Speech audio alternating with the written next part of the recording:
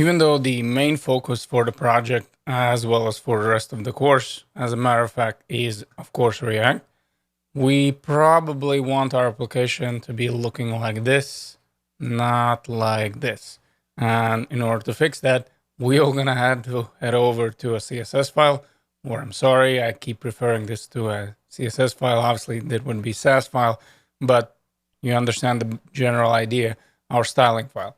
And here we're gonna have to add some more styles. So first and foremost, we're gonna start working with each and every tour. And what I would like, well, let's do the background. And since we have the variables available, I can just do a dollar sign, and then we're gonna be looking for the main gray color.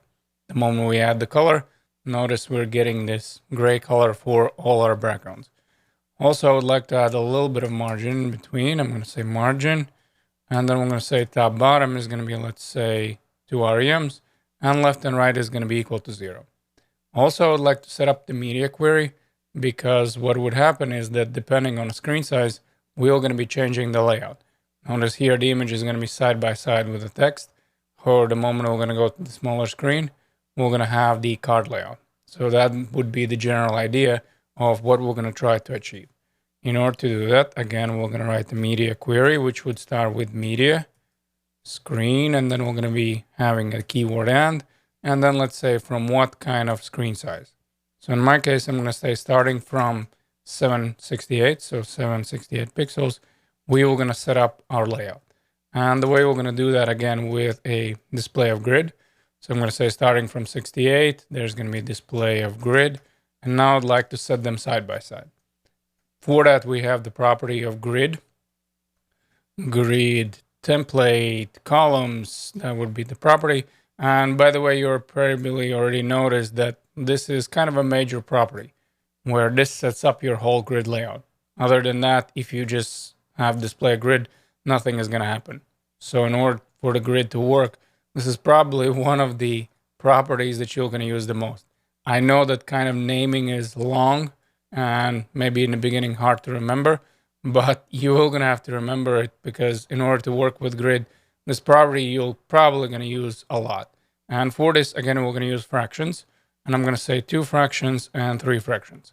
So what I'm saying here is that instead of one fraction, which would be 2 equally sized columns, the text is gonna be bigger than the images. And the way this is gonna look like, notice the moment we get to the bigger screen size, we're gonna have 2 fractions as well as 3 fractions for text. That would be our setup. At the moment, obviously, we have this little icon that messes up our layout, but eventually, once we do our styling for this little button, everything is going to be fixed. Now, let me make this smaller again. If we want to check it out, the bigger screen without damaging our layout that we have right now in the text editor, we can just have a look at it here. As well as, you know what, I would like a little bit of gap in between them. So for this, we're going to say grid column, and then we're gonna look for the gap. And for that, we're gonna do, I don't know, like 1 REM. And as you can see right now, I'm gonna get my little gap. Okay. Why don't we work on the container on that little button? So for that, again, we're gonna leave the media screen. We don't need it anymore. This was just a setup for 768. And why don't we say that for the image container, we're gonna have the position of relative. Now, why we're having this position in relative? You see, for the little icon, we're going to use the position absolute. And if we're looking right now in our styling and in our HTML, what we're seeing is, and of course, as I'm saying HTML, this is JSX, but I'm going to refer to this as an HTML. We have the image container and we have the little icon. So what I would like to do is use the position absolute to position the little button here relative to the container. And that's the reason why we set it up over here as a relative. Otherwise, we're going to be setting it relative to the body, and that's not what I would want. So let's use again the class that we had. So close BTN, that was our class. And now let's add all our styles. So like I said, we're going to use position absolute. That's going to be our positioning. Then we would want to display it as a block. And the moment we save it, at the moment, nothing happens. However, we do need to set up some kind of areas where we want to place it. So in this case, I'm going to say top is going to be 5%. So 5% from the top, as well as the right is going to be 5%. And again, if we wouldn't set up this position relative, this is going to start positioning according to the body. And that's not what we want. We want to position it relative to this container because that way this icon is going to be sitting right here. And that's the major idea. Okay, let's add a little bit of coloring. Let's say color is going to be main green, not gray. That should be the idea. Now it's green.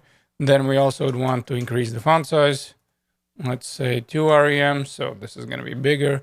Cursor could be pointer. So as we're hovering, this is going to be cursor pointer. And then I would also like to change the opacity. So depending as I'm hovering over this, then I would like this icon to appear. However, I would want that animation or transition to happen over time. So as I'm hovering, this shouldn't appear right away. And for that, we already covered the transition. So we had transition. We're going to be looking for all.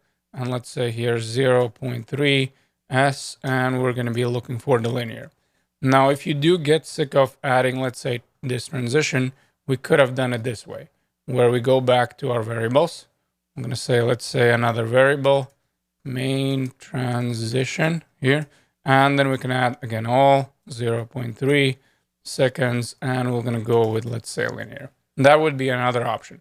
So as you're working and as you're noticing, okay, listen, I'm using this property way too many times for me to repeat. So why don't we do this? We're going to say transition.